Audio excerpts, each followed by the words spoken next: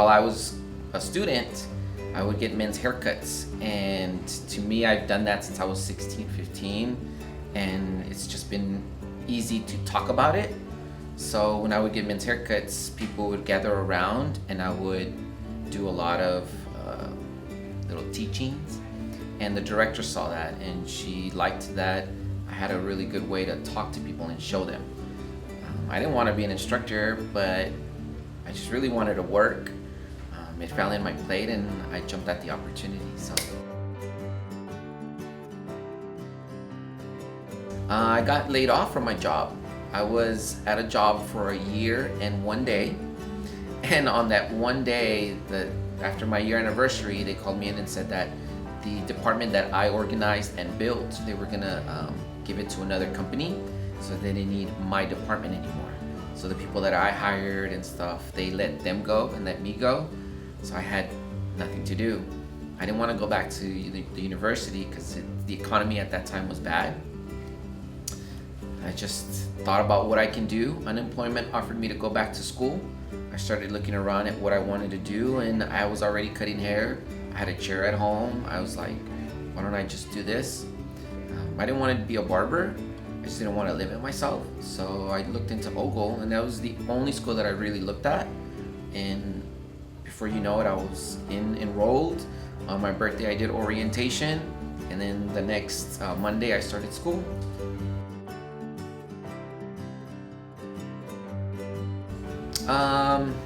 Well, while I was in school, my unemployment almost ended. I wasn't gonna have any means for school. By phase 2, I was about to withdraw because I didn't have any way to continue without not working.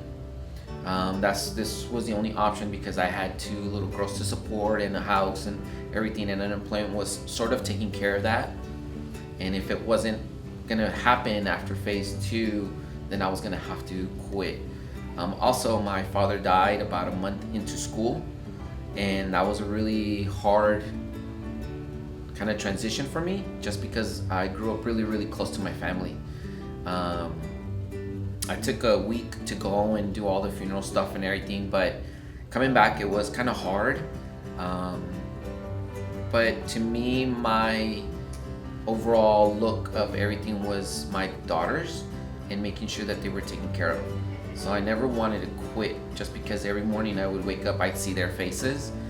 They didn't understand that there was anything bad going on, and I never wanted them to see that.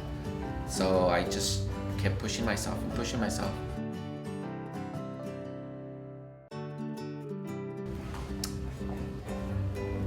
To not give up, just because your kids are looking up to you, whether you believe it or not, you're really their role model from the get-go.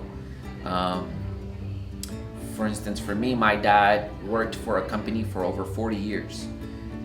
Day in and day out, from 8 to 5, he was there.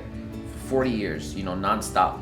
He finally retired when I graduated high school because he knew that I was already taken care of up to that point. And that's when he finally said, I'm gonna go ahead and, relax a little bit. And I saw that drive in him. I saw that motivation in him.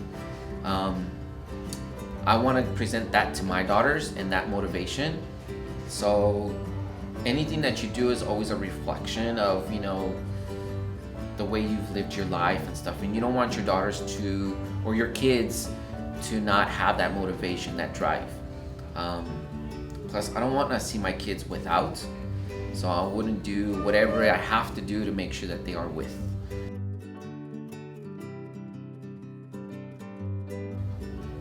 Just the possibilities that it has. There's so many avenues that this company can take, or this industry, it's just so many things. I mean, you can work from being one of the inspectors to being behind the chair to being a platform artist to an educator for a specific company. Just the avenues and the abilities that you can take your craft into is awesome.